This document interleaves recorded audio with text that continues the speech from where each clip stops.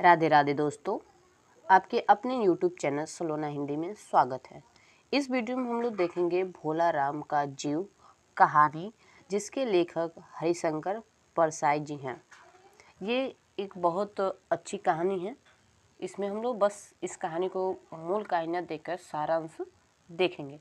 तो इस वीडियो में पूरा बने रहिएगा, जिससे आपको सारांश जानने और लिखने में भी हेल्प मिलेगी। तो चलिए स्टार्ट करते हैं और भोला राम का जीव कहानी का हम लोग सारांश देखते हैं। प्रस्तुत पाठ या व्यंग लेखक भोला राम का जीव लेखक हरिशंकर परसाई जी द्वारा लिखित है।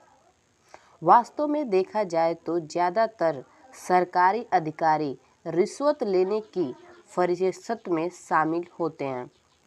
कभी कभी सरकारी दफ्तर का चक्कर लगाते लगाते मृत्यु को प्राप्त भी हो जाते हैं, अगर उनका काम नहीं बनता।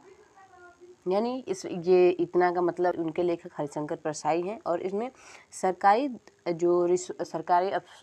दफ्तरों में जो रिश्वत लिया जाता है वो इसमें सम्मिलित किया गया है। आगे देखिए, भ्रष्टाचार पर व्यंग्यात्मक बाढ़ चलाते हुए लेखक ने यह कहानी लिखी है। यही इस कहानी के दूसरे पक्ष की बात करें तो इसमें भोला राम नामक व्यक्ति के लगातार 5 वर्षों तक पेंशन हेतु संघर्ष करने का मार्मिक चित्रण है। प्रत्येक क्षेत्र में भ्रष्टाचार किस प्रकार पनप रहा है, इसका व्यंग शैली में वर्णन किया गया है। प्रस्तुत व्यंग लेखन के अनुसार धर्मराज लाखों वर्षों से असंग लोगों को कर्म और सिफारिश के आधार पर स्वर्ग या नर्क भेजते आ रहे थे, पर सामने बैठे चित्रगुप्त बार बार चश्मा पोंछ बार बार थूक से पन्ने पलट रजिस्टर देख रहे थे, परंतु कोई गलती नजर नहीं आ रही थी। तभी वे धर्मराज को संबोधित करते हुए बोले, महाराज, रिकॉर्ड सब ठीक है। भोला राम के जीव ने 5 दिन पहले देह त्यागी और यमदूत के साथ इस लोक के लिए रवाना हुआ, पर यह अभी तक नहीं पहुंचा। इतने में धर्मराज ने कहा, और यह दूत कहाँ है? जवाब में चित्रगुप्त बोलते हैं, महाराज, वह भी लापता है। दोनों की बातें चल ही रही थी कि यमदूत अंदर प्रवेश करता है, जिसे देखते ही चंद्रगुप्त बोल उठे, अरे तू कहाँ रहा इतने दिन?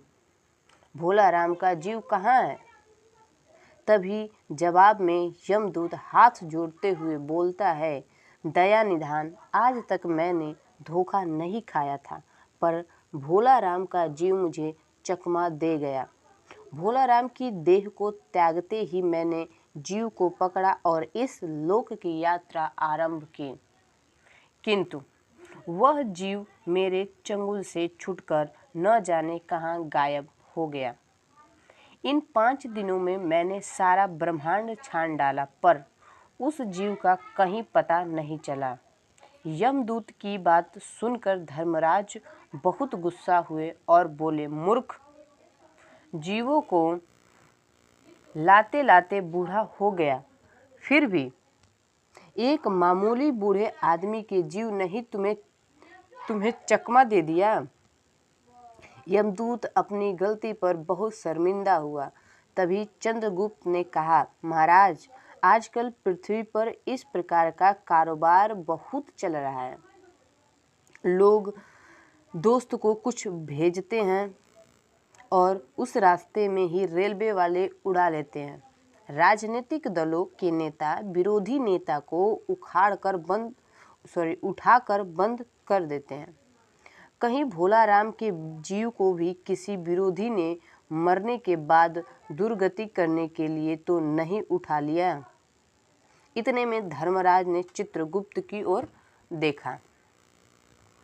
देखते हुए व्यंग्यात्मक ढंग से कहा, तुम्हारी भी रिटायर होने की उम्र आ गई है। भला भोला राम जैसे नग्न आदमी से किसी का क्या लेना देना। इतने में नारद मुनि भी वहां आ गए और धर्मराज को चिंतित देखकर उनसे कारण पूछा तो धर्मराज ने उत्तर दिया, भोला राम नाम के एक आदमी की 5 दिन पहले मृत्यु हुई। जब यह दूत उसके जीव को ला रहा था तो वह उसे रास्ते में चकमा देकर भाग निकला। नारद ने पूछा, पर इनाम टैक्स पर उस पर इनकम टैक्स का बकाया तो नहीं था? हो सकता है उन लोगों ने रोक लिया हो। इस पर चित्रगुप्त ने कहा कि इनकम होती तो टैक्स होता, भूखमरा था। तभी नारद बोले कि मुझे उसका नाम पता बताइए, मैं पृथ्वी पर जाता हूँ। तत्पश्चात चंद्रगुप्त ने रजिस्टर देखकर बताया, उसका नाम भोलाराम था। जबलपुर शहर में धम्मापुर मोहल्ले में नाले के किनारे एक 1.5 कमरे के टूटी फूटी मकान में वह परिवार साथ रहता था। उसकी एक स्त्री थी, 2 लड़के और एक लड़की। लगभग 60 साल की उम्र थी उसकी। सरकारी नौकरी में था, जो 5 साल पहले रिटायर हो गया था। जब मकान का किराया वर्ष भर से नहीं चुका पाया तो मकान मालिक उसे निकालना चाहता था। जब तक भोलाराम संसार को छोड़कर चल बसा। तलाश के सिलसिले में नारद बाबू के पास पहुँचे, यानी दफ्तर में पहुँचे। उसने तीसरे के पास भेजा, तीसरे चौथे के पास भेजा, चौथे ने 5वें के पास भेजा। जब नारद 25-30 बाबुओं और अफसरों के पास घूम आए तब एक चपरासी ने कहा, महाराज, आप क्यों इस झंझट में पड़े गए? आप साल भर भी यहाँ का चक्कर लगाते रहे तो भी काम नहीं होगा। आप सीधे बड़े साहब से मिलिए, उन्हें खुश कर दिया तो अभी तुरंत आपका काम हो जाएगा। जब नारद ने बड़े साहब के कमरे में पहुंचा तो साहब बहुत नाराज होकर उसे कहने लगे, इसे कोई मंदिर समझ लिया है क्या? धड़ाधड़ चले आ गए, चिट क्यों नहीं भेजे? जवाब में नारद बोला, आपका चपरासी सो रहा है। तभी साहब ने रौब से पूछा, क्या काम है? इतने में नारद ने भोला राम का पेंशन केस के बारे में बताया। तभी साहब बोले, आप है बैरागी, दफ्तर के रीति रिवाज नहीं जानते, यहाँ पर दान पुण्य भी करना पड़ता है। साहब का इशारा सीधे साधे रिश्वत की गड्डी से था, बल्कि बदले में जब साहब ने नारद की वीणा का मांग किया तो उन्हें अपना वाड़ी देते हुए बोले, यह लीजिए, अब जरा जल्दी भोला राम की पेंशन का ऑर्डर निकाल दीजिए। नारद की बात सुनकर साहब खुश हो गए। नारद को कुर्सी दी और चपरासी को बुलाया। चपरासी को फाइल लाने को कहा। कुछ ही देर में चपरासी भोला राम की 100-150 दरख्वास्तों में भरी फाइल लेकर आया। उसमें पेंशन के कागजात भी थे। साहब ने फाइल का नाम देखा और निश्चय करने के लिए पूछा, क्या नाम बताया साधु जी आपने? नारद ने जवाब में बोला, भोला राम। तभी अचानक फाइल में से आवाज आई, कौन पुकार रहा है मुझे? पोस्टमैन है क्या? पेंशन का ऑर्डर आ गया है। आवाज सुनते ही नारद चौंके, लेकिन तुरंत वे मामले को समझ गए और बोले, भोला राम, तुम क्या भोला राम के जीव हो? तभी आवाज आई, हाँ। नारद ने भोला राम को समझाते हुए कहा, मैं नारद हूँ, तुम्हें लेने आया हूँ, चलो तुम्हारा स्वर्ग में इंतजार हो रहा है।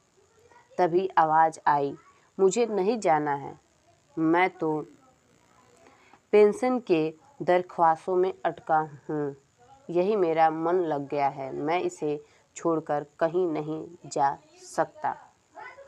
ये रहा हरिशंकर द्वारा भोलाराम का जीव कहानी का सारांश।